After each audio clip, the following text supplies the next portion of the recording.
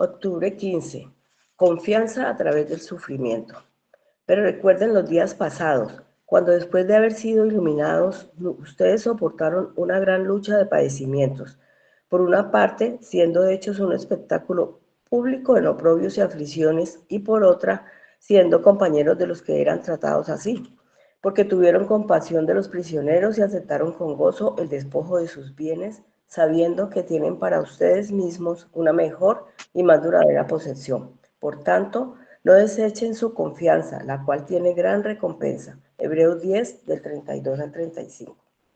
Aquí hay una palabra de aliento para quienes están afligidos y para quienes buscan consolar a quienes sufren.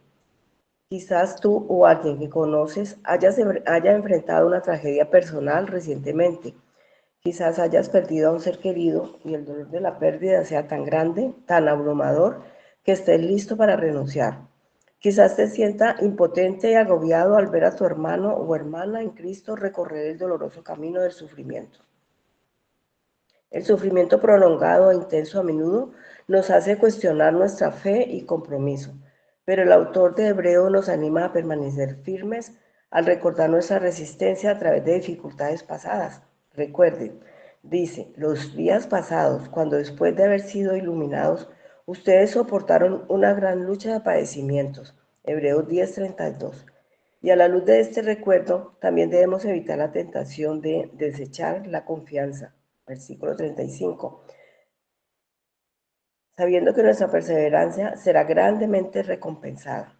Cuando más avanzamos en la vida cristiana, más pruebas atravesamos por la gracia de Dios y más cuando podemos mirar hacia atrás y pensar, si perseveré en eso, entonces puedo perseverar a través de esto. Sin embargo, quizás pienses, esto es demasiado, esta vez no podré perseverar. Si es así, debes saber esto, es en los momentos de gran debilidad que el Espíritu nos fortalece y nos ayuda. Romanos 8, del 26 al 28. Incluso cuando no sabemos qué orar o cómo perseverar, el Espíritu Santo intercede por nosotros y nos permite hacer la voluntad de Dios. Romanos 8:26. El escritor de Hebreos nos exhorta, como miembros de la familia de Dios, unidos en Cristo, a estar lado a lado y asociarnos con aquellos que sufren. De hecho, estamos llamados a extender activamente nuestra simpatía al identificarnos con nuestros hermanos y hermanas en su aflicción. Esta asociación puede tener un costo. Los primeros creyentes incluso soportaron el despojo de sus bienes como resultado de su compasión por los que ya estaban encarcelados. Versículo 34. Sin embargo, no debemos permitir que el costo nos desanime. En el dolor y en la simpatía perseveramos porque el Señor está a nuestro lado para fortalecernos y sostenernos con su diestra justa. Isaías 41:10. Al enfrentar las dificultades y los problemas de la vida, no desperdices su confianza ni retrocedas hacia las sombras. Fija tus ojos y anima a quienes te rodean a fijar sus ojos en una mejor y más duradera posesión, la gloria de la eternidad con Cristo, quien ha recorrido el camino del sufrimiento antes que nosotros y ahora nos guía a casa. Para profundizar, Hebreos 10:36 y Hebreos 11:3. Amén. Amén, mi hermana, muchas gracias. Bueno, hoy el Señor nos convoca en torno a a una parte del camino de la cruz que no es muy agradable desde el punto de vista de lo que se siente estar ahí, pero que hace parte de nuestro trasegar, de nuestra vida cristiana. Y eso es algo que lamentablemente la mayoría de congregaciones evangélicas dejan a un lado y hablan es de victoria y hablan es de abundancia y prosperidad. Y el sufrimiento no es algo que se predique. Pero hoy, si el Señor lo permite, vamos a hablar un poco acerca de eso. Le ruego excusas, hay un problemita de garganta, pero el Señor es bueno. Es fácil sentirse agradecido con Dios cuando Él orquesta nuestras circunstancias para que consigamos lo que queremos. Pero, ¿cómo respondemos cuando Él nos da algo que no deseamos? Perder a uno de nuestros padres, que se separen, estropear una amistad, tener un país en crisis, ser ofendido por un hermano, alguien amado nos engaña. Son algunos ejemplos de muchas cosas que nos afligen sin estar relacionados con nuestro pecado como tal. Y se entiende que muchas veces no veamos estas situaciones como regalos de parte de Dios. Sin embargo, según Pablo, escribiendo bajo la dirección del Espíritu Santo, nos enseña que uno de los regalos más preciados de Dios para sus hijos es el sufrimiento. Y veamos un ejemplo, el libro de Filipenses. A Pablo le preocupa que la oposición divida y conquiste la iglesia en Filipos. Y teme que los creyentes puedan fragmentarse en su unidad y fracasen en vivir dignos del Evangelio. Pablo exhorta en Filipenses 27-28 a mantenerse firmes y unidos. Dice, solamente compórtese de una manera digna del Evangelio de Cristo, de modo que ya sea que vaya a verlos o que permanezca ausente, pueda oír de ustedes que están firmes en un mismo espíritu, luchando unánimes por la fe del Evangelio. De ninguna manera estén atemorizados por los adversarios, lo cual es señal de perdición para ellos, pero de salvación para ustedes. Y esto es de Dios. En este contexto, él escribe en el verso 29, porque a ustedes se les ha concedido, por amor de Cristo, no solo el creer, sino también el sufrir por Él. Pablo los anima y hoy nos anima a nosotros en medio del sufrimiento, recordándoles que en la soberanía de Dios, el sufrimiento para el creyente es un don del mismo Señor eterno y misericordioso que nos salva. Y esta clase de sufrimiento es un regalo de la gracia de Dios. No es un castigo divino por nuestros fracasos. Tampoco es únicamente una disciplina diseñada para enderezarnos y alertarnos sobre el pecado no arrepentido en nuestra vida. Esta clase de sufrimiento no es una casualidad que se cruzó en tu camino cuando Dios estaba ocupado, o Dios se quedó dormido y me rompí el tobillo, o se quedó dormido y me molesté la garganta. No, es una expresión de bondad inmerecida. El punto de Pablo es que todos los que han recibido el don de la fe para creer en Jesús, también han recibido el don de sufrimiento para que Jesús sea glorificado en ellos. Segunda de Tito 3:12, y en verdad todos los que quieren vivir piadosamente en Cristo serán perseguidos. Es necesario que a través de muchas tribulaciones entremos en el reino de Dios, Hebreos 14:22. Tesalonicenses 3:3, a fin de que nadie se inquiete por causa de estas aflicciones, porque ustedes mismos saben que para esto hemos sido destinados. Entonces, todos los que han recibido el don de la fe para creer en Jesús, también han recibido el don del sufrimiento para que Jesús sea glorificado en ellos. Ahora, ¿cómo puede el sufrimiento de alguna manera ser un regalo para el creyente? La verdad es que el sufrimiento tiene un potencial que puede ser para bien o para mal. Por ejemplo, el sufrimiento puede unir o puede hacer trizas a la familia.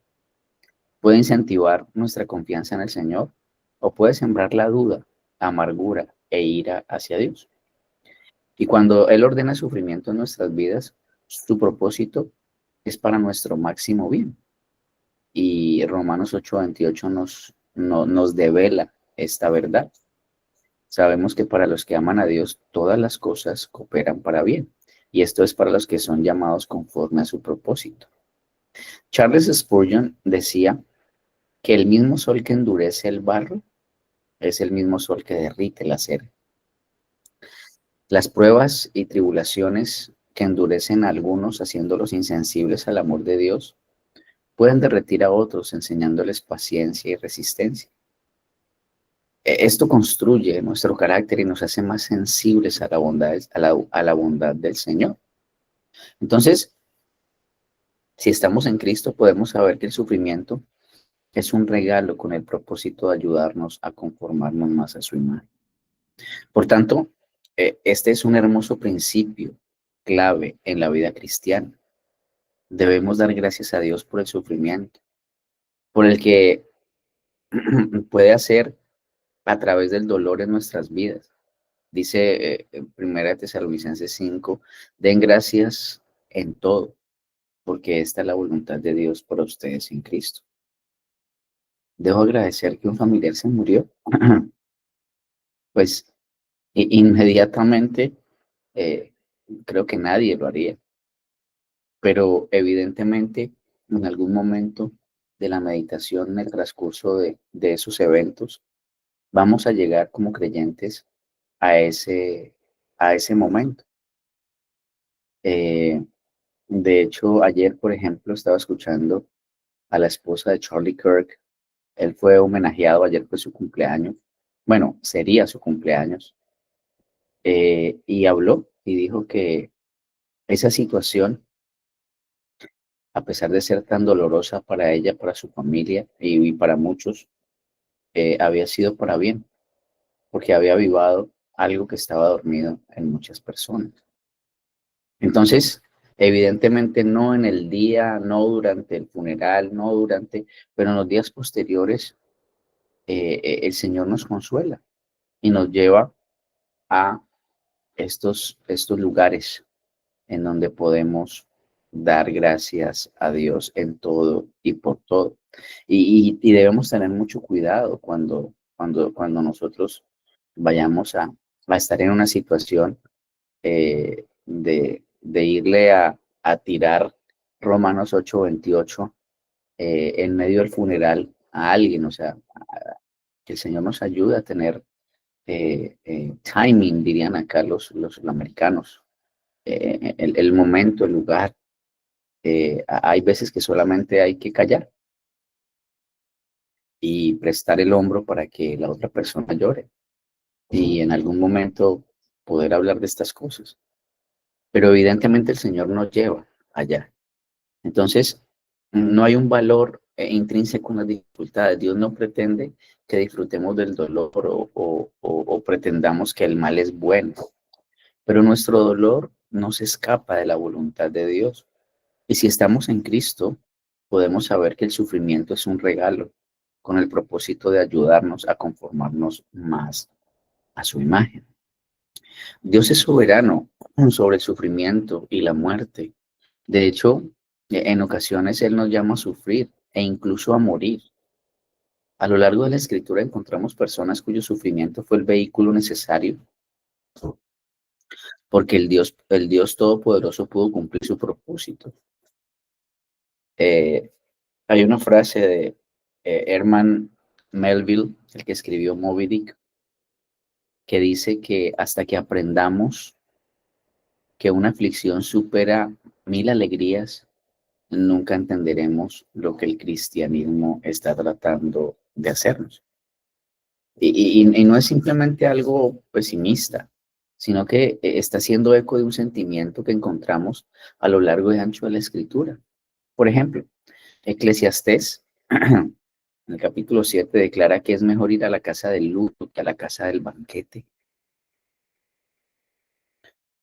Aquí el Señor nos está diciendo, y tiene que ver con nuestro corazón. Cuando nuestro corazón está lleno de alegría, de gozo, tiene un peligro, y el peligro el Señor lo describió en Deuteronomio, en el libro de Deuteronomio en general, en casi todas sus páginas.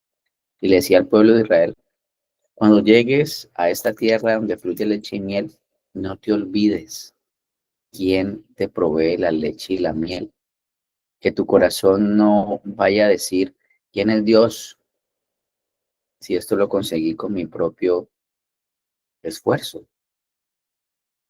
Y esa es la realidad de nuestro corazón pecaminoso. Entonces, en los momentos de sufrimiento, de dolor, es cuando nuestros corazones orgullosos, prepotentes,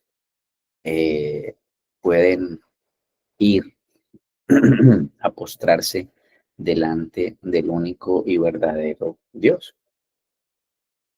Y conocemos la historia de Job, de cómo hay un drama que se desarrolla en el cielo, donde Satanás reporta al arquitecto divino del cielo, al Dios Todopoderoso, creador de la tierra y del universo, y le dice que ha estado dando vueltas por la tierra. Y acuérdense de Génesis, de Job 1, examinando la creación.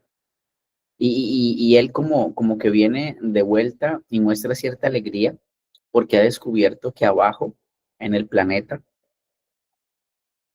las cosas están saliendo como Satanás quiere, no como Dios quiere.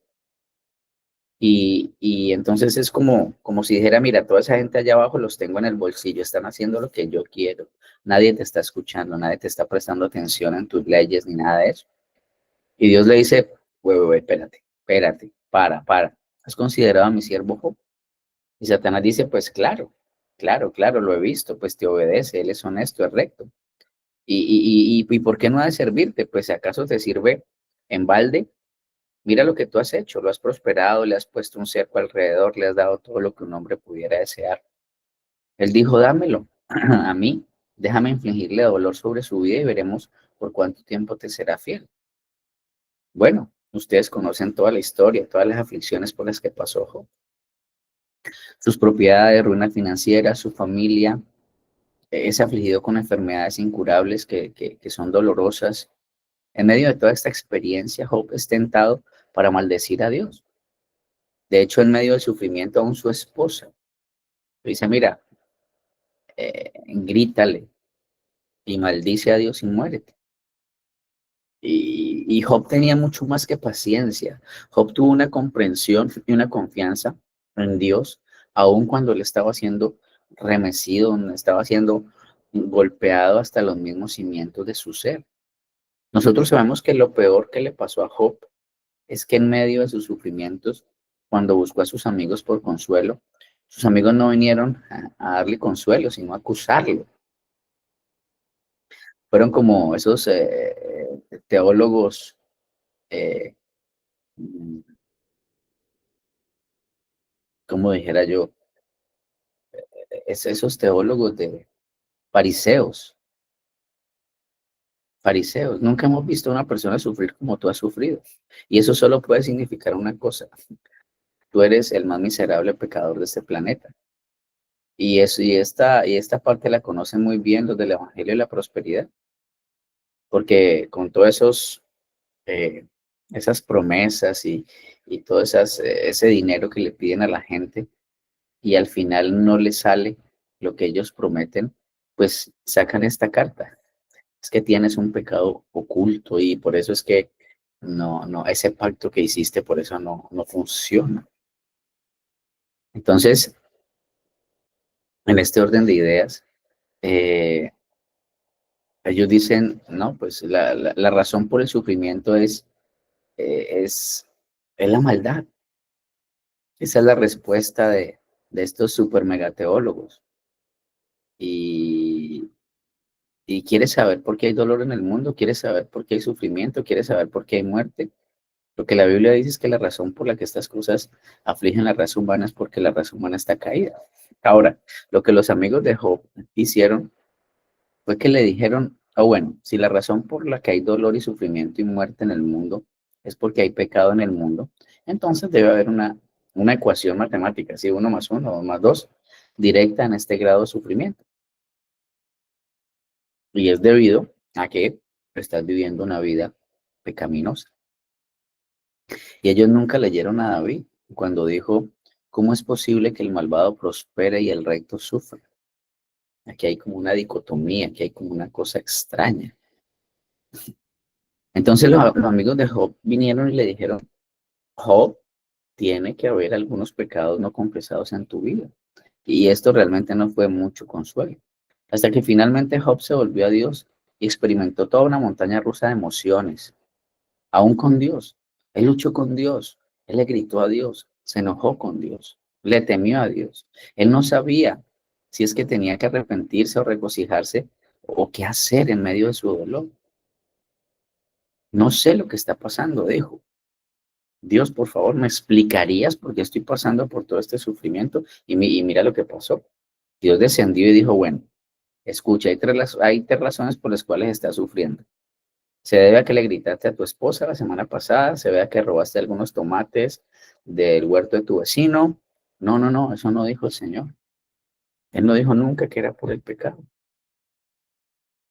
En vez, empezó a hacerle preguntas. ¿Quieres que te responda tus preguntas? Bueno, respóndeme las mías. ¿Dónde estabas cuando yo establecí los fundamentos del mundo? No lo sé. A ver, habla, quiero que respondas. Soy feliz de responder tus preguntas, pero primero responde las mías. ¿Enviaste al león tras su presa en la selva? ¿Enviaste a las aves al sur durante el invierno? ¿Puedes desatar las cuerdas de Orión? ¿Puedes atar las cadenas del Pleiades? ¿Puedes hacer esas cosas? ¿Conoces tú las ordenanzas de los cielos? Preguntas así. Y el examen final que Job está dando, lo único que dice es no, no, no, no, no, no. Pero es casi como si Dios lo estuviera intimidando, como si Dios estuviera diciendo, tú no puedes hacer esto, pero yo sí. Ahora, ¿cuál es la respuesta que Job recibió? Él no recibió una respuesta, lo que recibió fue una persona. Él recibió una persona, Dios, mírame a mí. No voy a responder tu pregunta ahora mismo, pero quiero que entiendas que controlo el universo, controlo cada segundo, cada milisegundo de lo que ocurre en este planeta. Puedo sacar el Leviatán de los océanos con un sedal de 2 kilos de resistencia. Job confía en mí. Y él lo hizo, porque esa era su vocación, ya que Job no sufrió debido a sus pecados. Job sufrió para que la gloria de Dios fuera mostrada. Y en el Nuevo Testamento, algunos tipos llevaron un hombre a Jesús. Ellos querían dejar sin respuesta a Jesús con una pregunta teológica difícil. El hombre había estado ciego desde el día que nació, pasó toda su vida en oscuridad. Entonces ellos llevaron a este hombre a Jesús y le dijeron, Jesús, dinos, desentraña este misterio. ¿De quién es el pecado? ¿Fue pecado del hombre o pecado de sus padres para que haya nacido ciego? Y es una manera equivocada de pensar, el reducir algo solo a dos opciones, cuando podría tener múltiples opciones.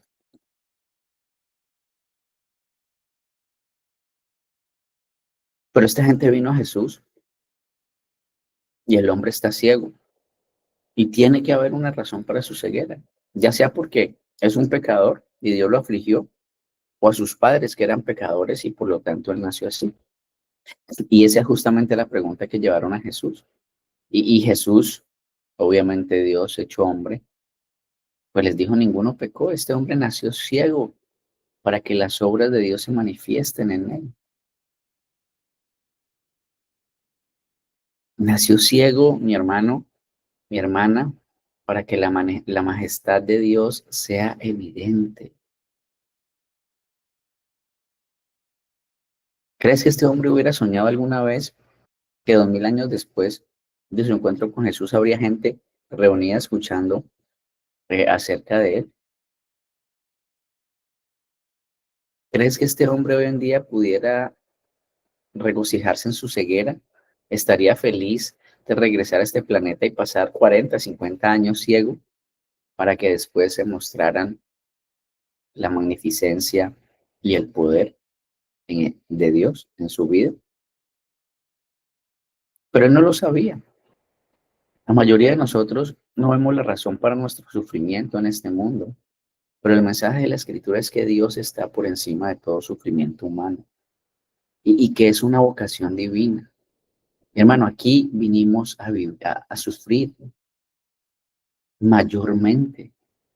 Si tú comienzas a revisar los periodos de alegría y felicidad en tu vida, son muy pedacitos pequeños. De hecho, el Señor Jesús lo dijo claramente.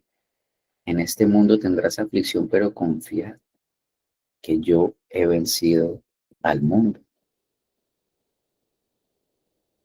Entonces, la razón primaria del por qué nació no fue que fuera ciego, no fue para que sufra llagas, o la pérdida de su familia, o la pérdida de su ganado, como le pasó a Job. Todo el propósito para el sufrimiento de este hombre Fue su vocación, era hacer una cosa,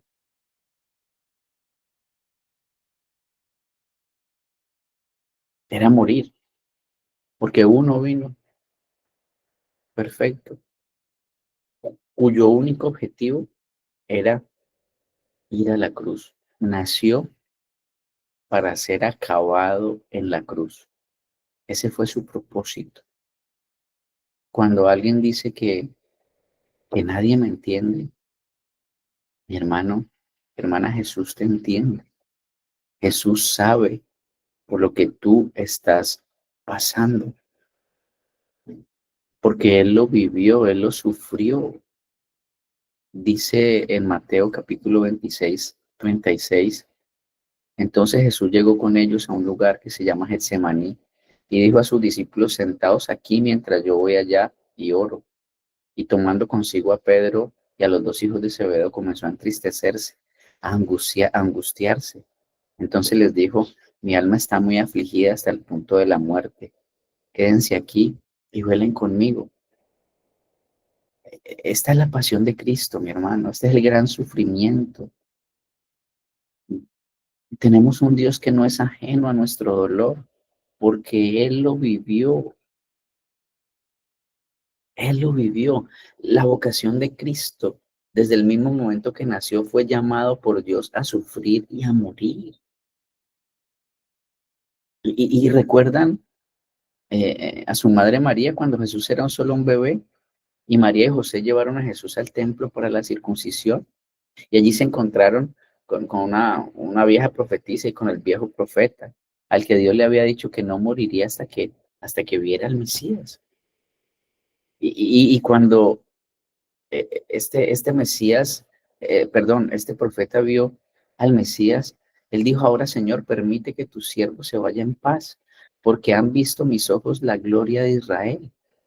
Y luego estalló en una profecía donde habla sobre cómo el bebé de esta mujer se establecería para levantamiento y para caída de muchos en Israel y sería una señal para las naciones y, y las cosas que ocurrieron.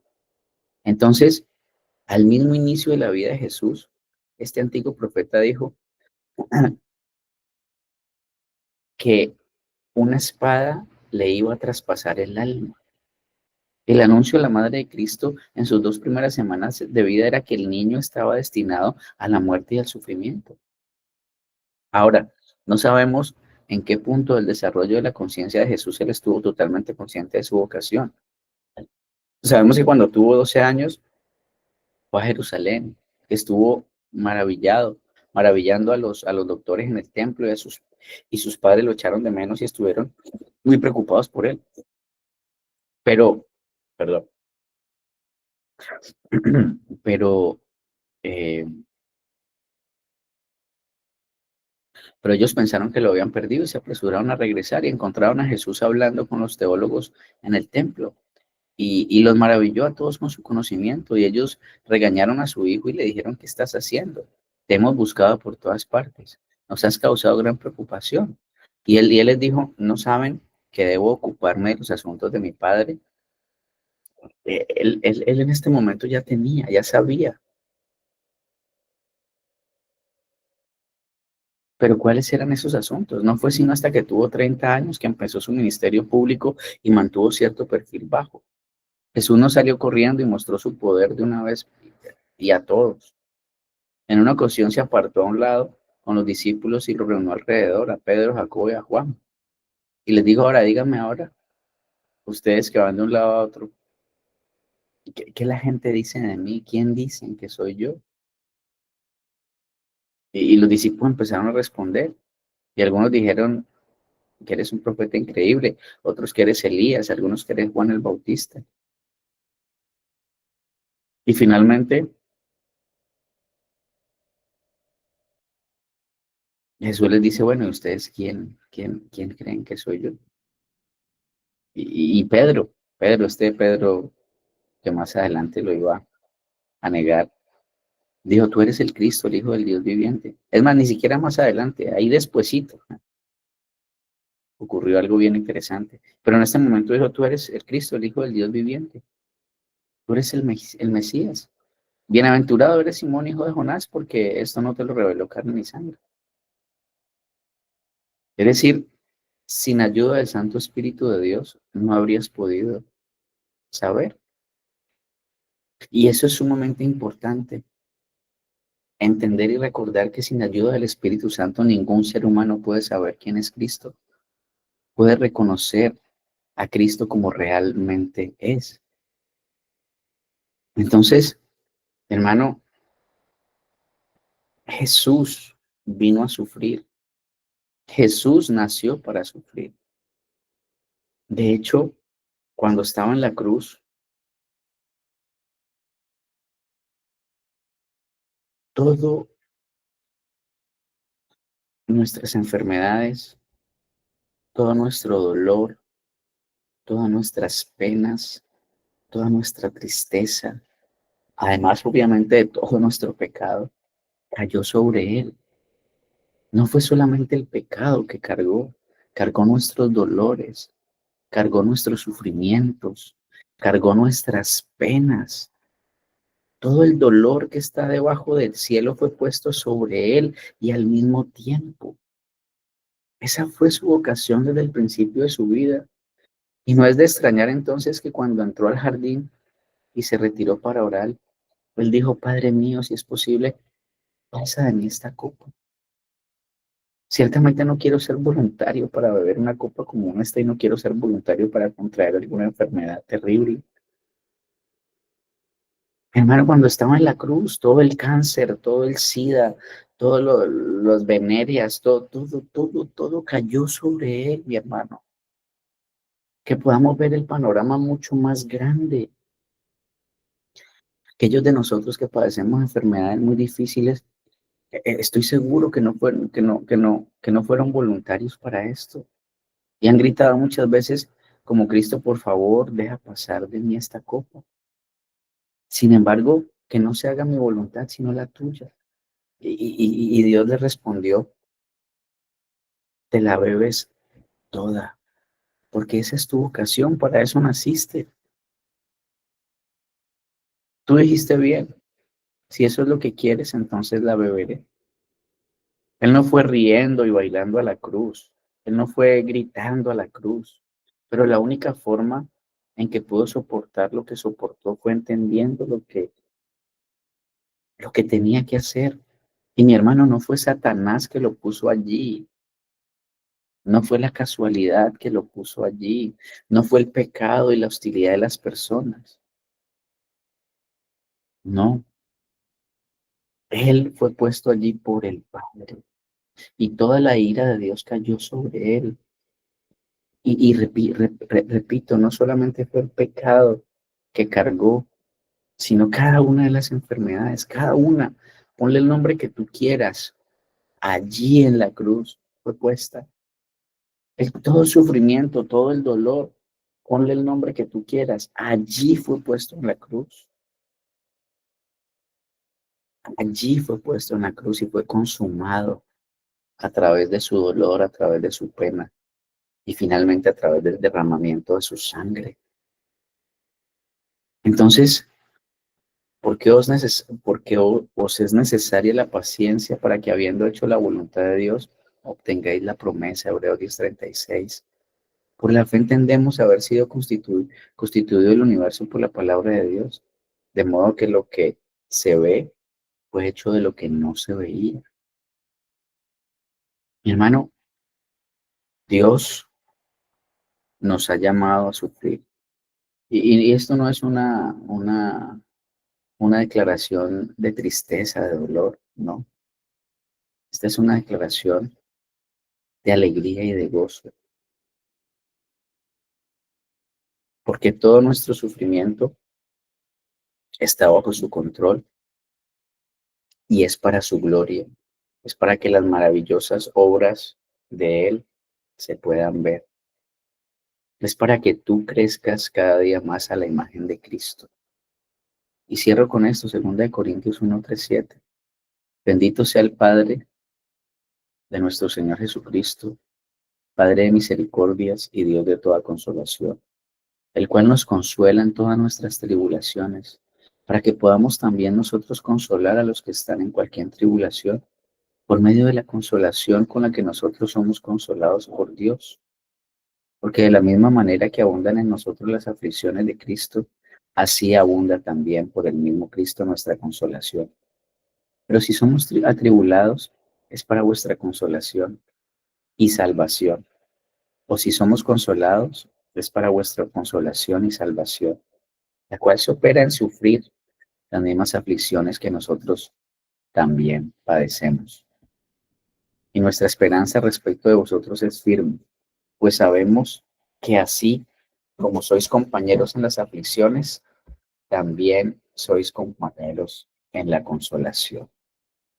Mi hermano, esas aflicciones nos ayudan a ser empáticos, a entender que estamos al mismo nivel, a entender que ninguno está por encima de otro, que el único que está por encima de todos es Cristo. De resto, todos estamos en el mismo nivel, todos tenemos fecha de expiración, todos tenemos propensión a enfermedades, todos sufrimos dolores, penas, pero lo más maravilloso es entender que todo lo que ocurre para quienes amamos a Dios nos ocurre para nuestro bien y para la gloria de aquel que nos llamó. Padre Celestial, te damos gracias